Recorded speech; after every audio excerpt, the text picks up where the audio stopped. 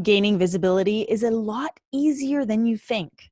In this episode, I share how I got published in over 30 different platforms and went viral within my first 2 years of business, how I've been featured on 35 plus podcasts in the span of 2 years, why optics matter, how to increase your optics with integrity, and how to get you and your mission into the spotlight. If you dig this podcast and want to receive weekly leadership advice and inspiration, join my email community at rubyfremon.com/subscribe. And whether you are a new thought leader or you're a loyal listener, please take a moment to download a few episodes and drop a rating and review on iTunes. Now it is time to get you and your mission in the spotlight.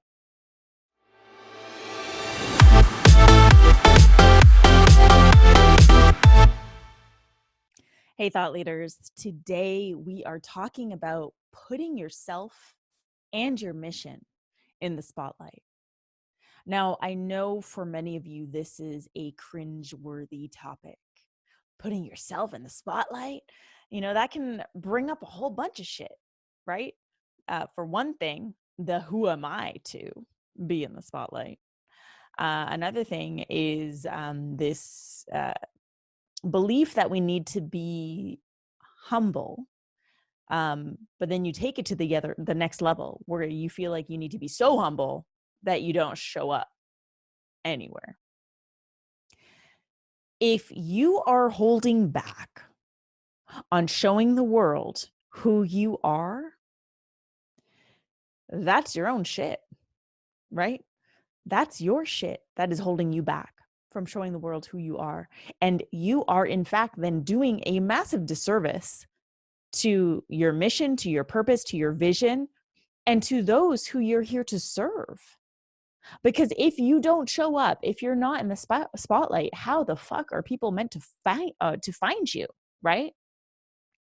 We as a society have been gifted with something beautiful called the internet, where anyone can find us. However, we have to be searchable. We have to show up in a search. We have to be visible in social media. We have to just fucking show up. And so I want to share with you first my experience with this. So let's go back in time. Let's go back in time to when I was a self-love coach. For those of you who have been following me for a while, following my work for a while, you remember this. For those of you who are new to me, this is news to you. And yes, I started off back in 2014. The end of 2014 is when I started coaching, and I started coaching as a self-love coach. Self-love was a topic that I was deeply passionate about. It was really my journey to where I was then in 2014. My journey was self-love. Self-love saved my life. We've heard that cheesy saying, self-love saved my life. Well, it did. It saved my life. And that was where I was at. And that's what I felt confident in supporting people with. And so I built a brand around the idea of self-love. I started calling myself a self-love coach prior to even coaching people. Like, I literally went into LinkedIn, Facebook, Twitter, and I changed my bios to say self-love coach. I did that before stepping into coaching because I wanted to claim my expertise. I wanted to claim my space. And with my experience in social media, having owned a social media agency, I understood the power of making these types of claims online. Okay. If you have a gift, you have to fucking own it. And I knew that this was a gift. It doesn't mean that I was confident in my delivery. I wasn't a confident coach straight from the get-go, but I knew that self-love was what I was passionate about serving and supporting people with. And so I went and I changed all my bios online to say self-love coach. And I started coaching people on the topic of self-love. I created a Facebook group and community that grew at an exponential rate called the Self-Love Tribe. I created a brand around the Self-Love Tribe. I created events and workshops, monthly events and workshops around Self-Love Tribe. And I really wanted to start being known as the self-love coach, the self-love expert. Now, back then in 2015, believe it or not, there wasn't a lot of people out there claiming to be self-love coaches. Now there's fucking thousands. But back then I was one of the first. I'd like to think I pioneered this industry, but, or the self-love coaching space. But I'm not going to claim that because I know there was a few other people who were doing it. So I digress. Now, I knew that in order to really be considered the self-love coach, the expert, so that I could receive more opportunities and be the go-to coach for people seeking to, amplify self-love, I need to claim that space. And so I started to, under the guidance of a coach, I started to write. I loved writing.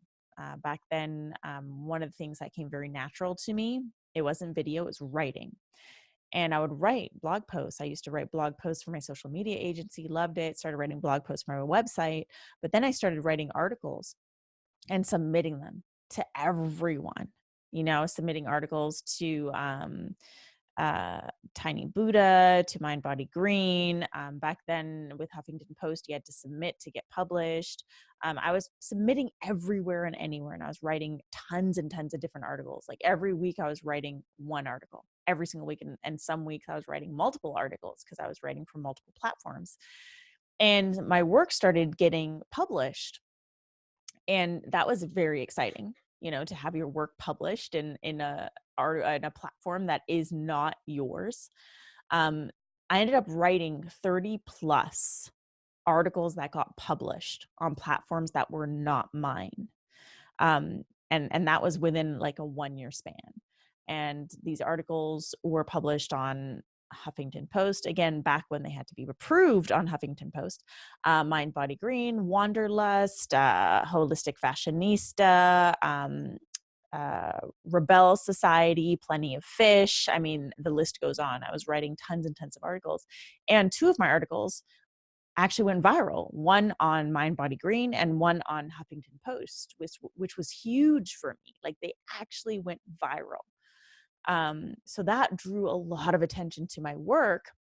And that's how my tiny little workshops that I was hosting at a random location, literally my friend's townhouse. I was hosting the Self-Love Tribe workshops every month, and I was hosting them at my friend's townhouse.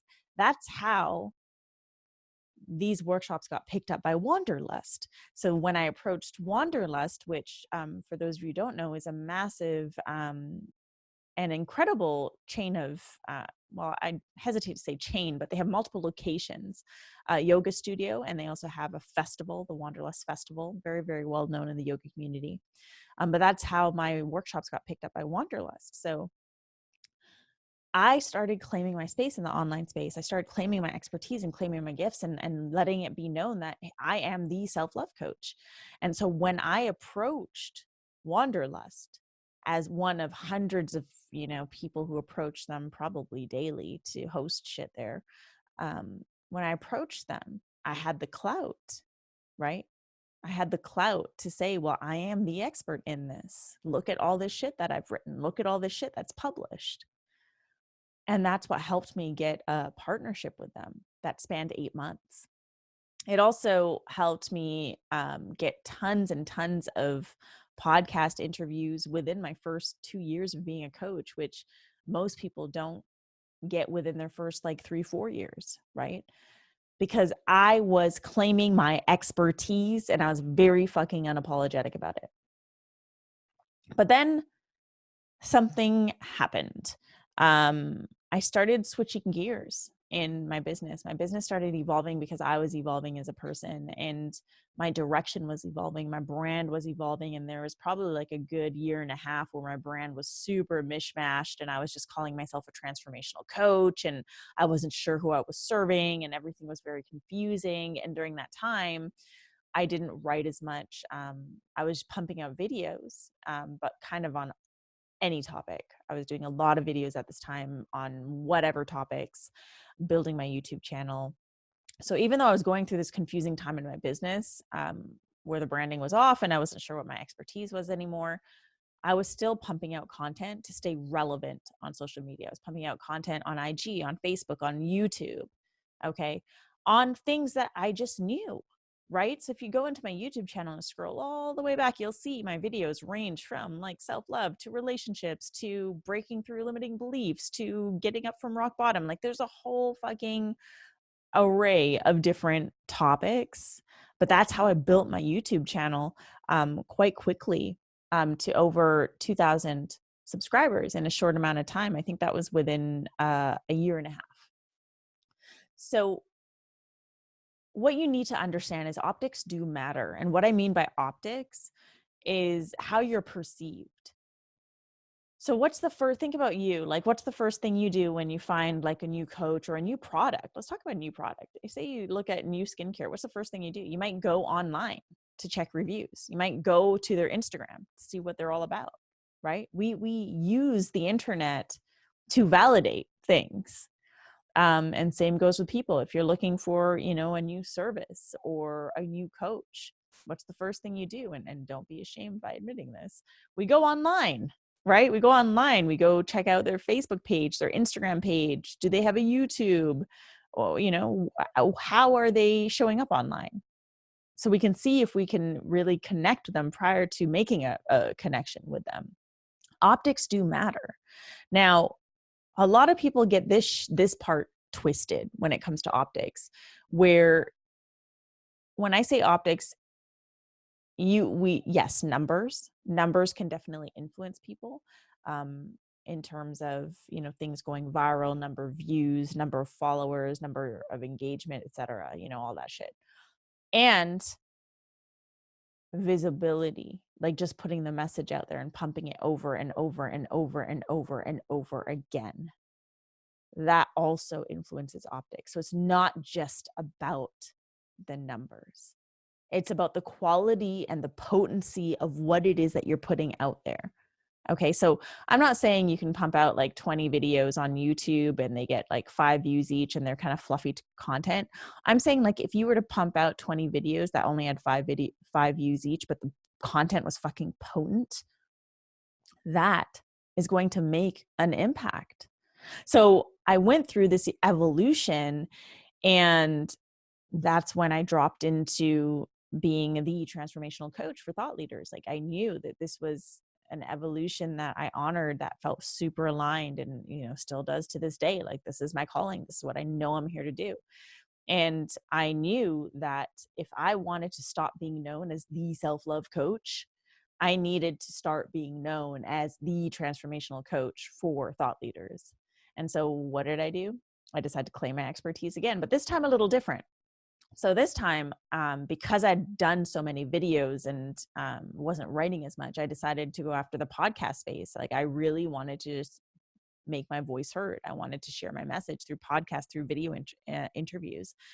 And so I made it known to my audience. I was like, hey, I'm looking for a podcast to be on. I started reaching out to my peers and asking, like the ones who had podcasts, hey, are you looking for new guests? So, like, I'd love to show up and talk about this, this, and this.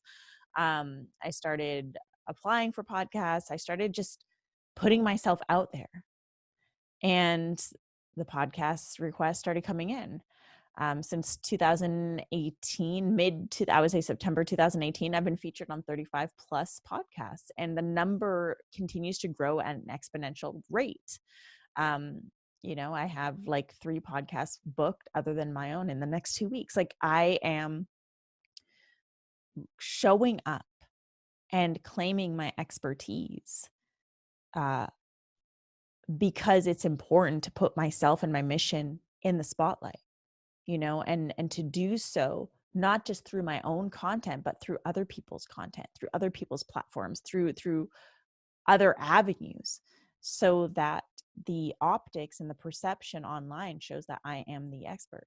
Now, this isn't, you know, there's other ways of doing this where you can manipulate and you can like just claim to be something you're not, but at some point people are going to figure you out, right? Like at some point they're going to know, oh, her content is she's kind of saying the same shit over and over and over again on every single interview. Or, you know, this shit doesn't feel relatable. It doesn't feel real. I'm not saying make up your expertise. I'm saying like the expertise that you have, the gifts that you have, claim it. And don't be afraid to fucking claim it.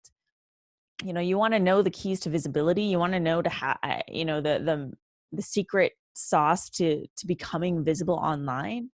Show the fuck up.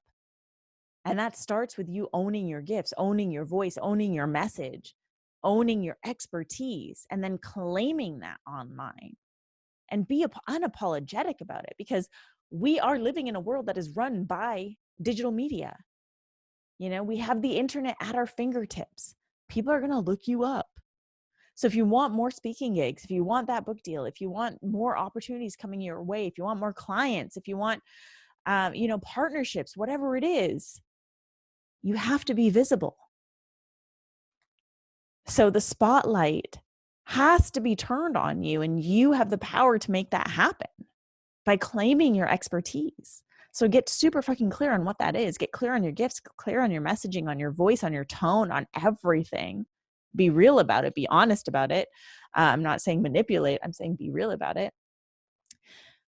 And then show the fuck up. Because keeping yourself a secret, keeping your mission a secret, keeping your message or your purpose a secret is a complete disservice to you and those you're here to help, to serve. So own your gifts, your purpose, your message, your expertise, and make that known to the fucking world, okay?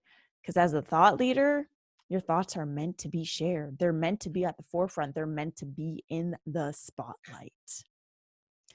So that's it. That's all for today's episode. Thank you so much for joining me for another episode of Today's Thought Leader, where I'm challenging you to rise up, speak up, and create a movement. Now, do me a solid. Please do me a favor. Okay. Be sure to download a few episodes and then drop a rating and review on iTunes. Please and thank you. And then if you dig this podcast, share it with a friend. Spread the love.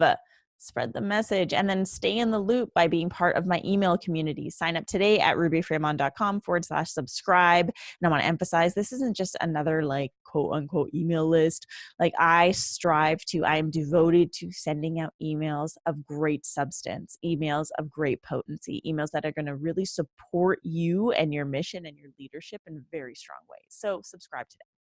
And of course, as always, if you have any questions or you want to share your biggest insights with me, or you just want to say what's up, reach out to me on social media. My handle is @IamRuby. And my favorite place to hang out currently is Instagram. So hit me up there. And then make sure you check back on Monday for a new episode of Today's Thought Leader, featuring Majid Mogaraban, who is going to teach you the secrets of becoming an expert speaker. And trust me, this guy blew me the fuck away. Okay. I've taken a bunch of shit from his book and from that episode, and I'm running with it. So you want to check in for that one. Thank you so much, thought leaders, and I'll see you back here on Monday.